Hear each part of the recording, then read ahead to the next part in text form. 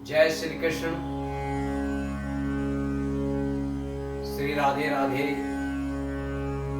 आप सभी प्रियजनों का हार्दिक अभिनंदन, स्वागत और प्रणाम। आज श्रीमद् भगवत गीता की चर्चा करते हुए संजय उवाच एवं मुक्त्वा ऋषिकेशं गुडाकेशा पर्णतपः नयोतश्च इति गोविन्द मुक्त्वा तूष्णीं बभूवः। संजय ने कहा, इस प्रकार कहने के बाद शत्रुओं का दमन करने वाला अर्जुन कृष्ण से बोला, हे गोविंद, मैं युद्ध नहीं करूंगा, और चुप हो गया। पिछले श्लोक में नंबर 7-8 में अर्जुन भगवान श्री कृष्ण के शरणागति और शिष्य बन गया और कहा कि हे प्रभु, मैं युद्ध नहीं करूंगा। यहां भी वही कह रहा है। तो संजय जैसे धृतराष्ट्र को बोल रहा है, तो इसमें धृतराष्ट्र कह रहा है कि अब जो है अर्जुन लड़ेगा नहीं। वो कह रहा है मैं युद्ध नहीं करूंगा। बड़ा खुश हो रहा है कि इस बार हमारी विजय तो पक्की है, क्योंकि अर्जुन जो है वो एक महारथी है, और यदि अर्जुन लड़ाई नहीं करेगा तो वैसे ही उसके जितने भी लड़ने वाले उनका मनोबल अपना स्वतः ही कम हो जाएगा। इसलिए हमारी विजय हो जाएगी, और विजय हो जाए तो हम आसानी से फिर से हस्तिनापुर के राजा बने रहेंगे। ये धृतराष्ट्र खुश होके बोल रहा है और सुना रहा है कि हमारे पास भी महारथी अनेक है, भीष्म पितामह है, गुरु द्रोणाचार्य, कर्ण इत्यादि सब कुछ हमारे पास है। अब हम आसानी, क्योंकि अर्जुन लड़ेगा नहीं तो हमें आसानी से जीत मिल जाएगी। पर यहाँ पे संजय बोलता है कि धृतराष्ट्र जी, अर्जुन पर्णतपः गुडाकेशा, ये जो दो शब्द इसमें आए हैं ये मत भूलिएगा। अर्जुन बहुत बड़ा महारथी है, अच्छे अच्छे महारथियों को धूल चका देगा अपनी कार्य और जो कौशल है उनके अंदर है। और उसके साथ साथ गुडाकेश है। गुडाकेश उसे कहते हैं कि जो जिसने नींद पे विजय प्राप्त, निद्रा पे विजय प्राप्त।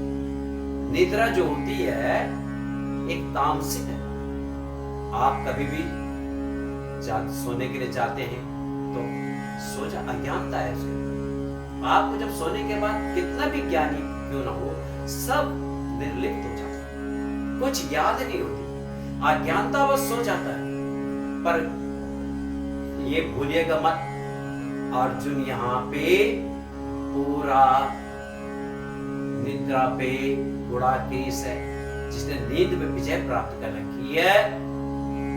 ऐसा वीर और पराक्रमी महारथी है, और उसके साथ भगवान श्री कृष्ण है।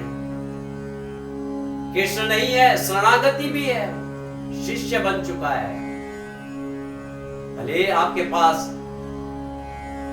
भीष्म पितामह पराक्रमी है, महारथी है, ऐसे गुरु द्रोणाचार्य कर्ण जैसे महारथी है, पर यहाँ भगवान स्वयं कृष्ण जी यहाँ है। और जैसे कि अर्जुन, जैसे कि आपने देखो सूर्य को सूर्य ग्रहण लग जाता है। एक्चुअली सूर्य ग्रहण नहीं लगता है, जो राहु होता है सूर्य के प्रकाश और तेज को कवर कर देता है, और उसके प्रकाश को इस भूमंडल पे नहीं आने देता है, कुछ देर के लिए अंधकार कर देता है। पर वो अस्थायी नहीं है, अस्थायी है, क्षणिक होता है।